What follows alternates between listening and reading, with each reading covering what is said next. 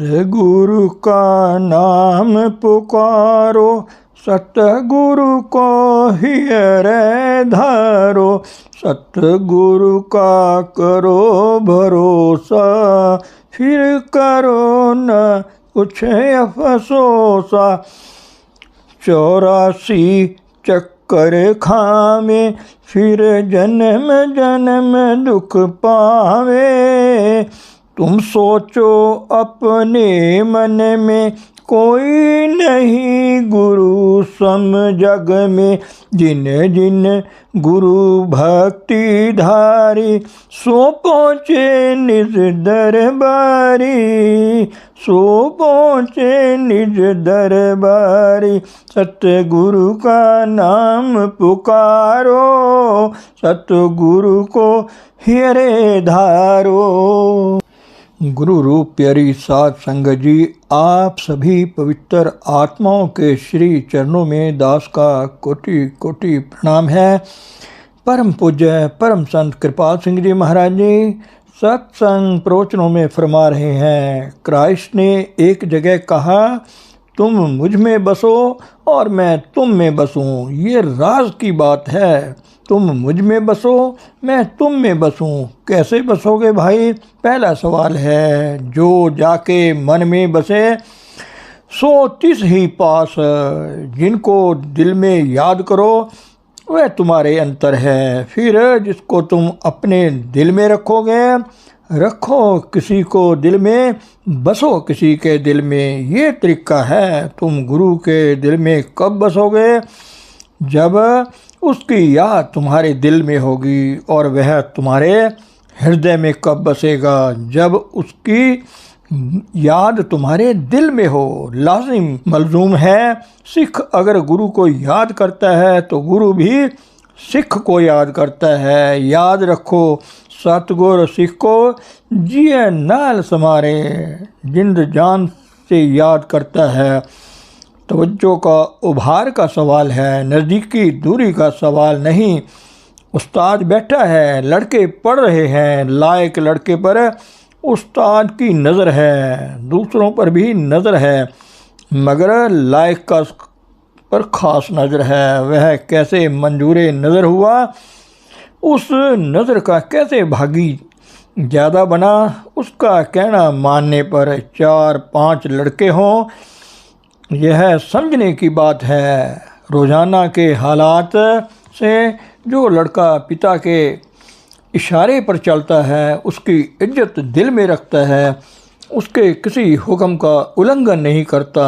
और बच्चे हैं कई तरह के, यह बहस करते रहते हैं। अवज्ञा ऐसे वैसे जायदाद तो सबको देता है, इसमें शक नहीं, मगर कुंजी तो उसी के हवाले करता है जो उसका आज्ञाकार हो। ऐसे ही गुरु को भी शिष्य वही प्यारा है जो उसकी आज्ञा में चलता है। उसकी भक्ति भाव को अपनी अपनी तरफ खींचने के लिए तवज्जो उसके आज्ञाकार बनो। जैसे जिस लाइन पर वह चलना चाहता है उस पर चलो, इशारे पर चलो, तुम मंजूरे नज़र हो जाओगे। मुझे एक बार अपने जीवन में ऐसा वाक़या आया। लाहौर था, सत्संग हो रहा था, इतवार का दिन था।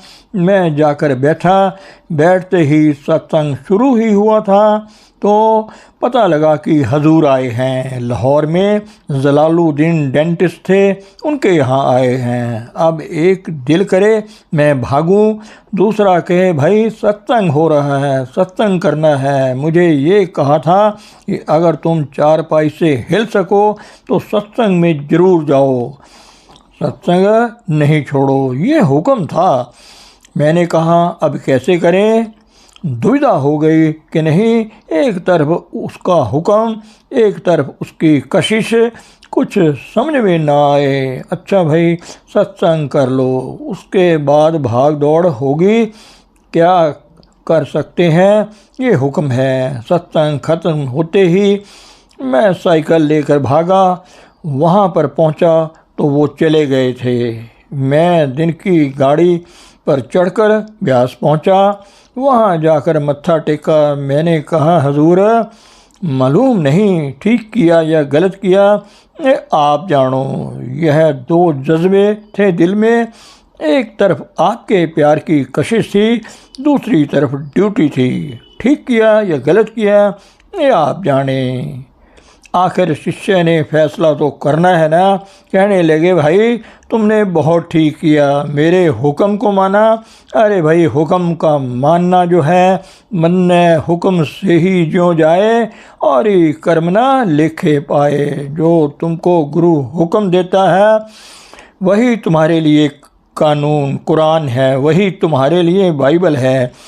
उसके वचनों पर फूल चढ़ाओ, तुम्हारी अवश्य कल्याण है। अगर नाचते टापते रहो, रोज हाथ लगाते रहो, भाई इस बात से फैसला नहीं, बड़ी साफ गोई है, इस भूल में कभी मत रहना। हम रोते रहे हैं, माफ़ करना, इसलिए मैं अपना तजर्बा पेश कर रहा हूँ। और हज़ारों की संगत अब तक रो रही है क्योंकि हमने उनके हुक्म की पालना नहीं की। अरे भाई, नए भाइयों तुम भी ना भूल में जाना। पुराने भाइयों को अब भी कहता हूँ, वक्त है फिर जाग उठो। तो फरमाते हैं, तुम मुझ में बसो और मैं तुम में बसूं। फिर आगे मिसाल देकर वही फरमाते हैं कि जब तक शाख दरख्त से जुड़ी नहीं रहती, अंगूर पेड़ हो, उसकी शाख उस दरख्त से जुड़ी हुई नहीं है, तब तक वह फल नहीं ला सकती। इसी तरह कहते हैं,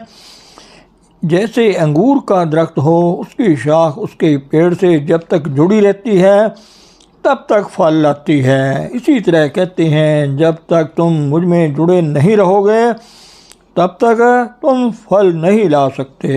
फिर वाज़े तौर से बड़ी साफ गोई से कहा, अगर तुम मुझ में बसोगे और मैं तुम में बसूंगा, तुम बड़ा फल लाओगे। मेरे बगैर तुम कुछ नहीं कर सकते। बड़ा साफ कहते हैं, यह भक्ति भाव का राज है। क्राइस्ट की जो तालीम है पेश की है, गुरु भक्ति आप समझे किसको कहते हैं? नाचने टापने का नाम नहीं, वचनों पर मत्था टेकने का नाम है, इशारों पर चलने का नाम है। अपनी मत को छोड़कर गुरु मत को सामने रखने का सवाल है। जितना करोगे कामयाब हो जाओगे। एक बार ऐसा गुरु मिला, अवश्य कल्याण तुम्हारी होगी। और जन्मों का सवाल नहीं, कई महापुरुषों ने जन्मों का जिक्र नहीं किया। अरे भाई, जिनको गुरु भक्ति मिल जाए, नाम की भक्ति मिल जाए, वह फिर आएगा क्यों? क्या ज़रूरत उसको उपदेश देने की? अगर आप नेक पाक हो, सदाचारी हो, किसी से लड़ाई नहीं, झगड़ा नहीं, किसी का दिल नहीं दुखाना, किसी का हक मारना नहीं, तुम कह दो हमें पुलिस की क्या ज़रूरत है। बेशक पुलिस का जिक्र ना करो, करने की कोई ज़रूरत है। फिर कई महापुरुषों ने इस बात का जिक्र नहीं किया। एक असूल पेश किया, भाई ऐसा करो, ना तुमको यमों का डर है, ना मरने का डर है, ना आने का डर है, ना ऐसा डर है, ना वैसा डर है। ये है संतों का आदर्श, जो वह हमारे सामने हमेशा रखते रहे। भक्ति और भगवंत एक है, प्रेम रूप तू सतगुरु जान। भक्ति और भगवंत एक है, प्रेम रूप तू सतगुरु जान। प्रेम रूप तेरा भी भाई, सब जीवन को यूं ही मान, सब जीवन को यूं ही मान। कहते हैं तेरा रूप भी प्रेम ही है और सब प्रेम का स्वरूप है। सब आत्मा देहधारी है ना, सब उसी की अंश हैं। तो जब तुम भी प्रेम के स्वरूप हो, परमात्मा भी प्रेम है, सब में वही प्रेम बस रहा है, उसी का रूप है, तो सबसे प्यार करो।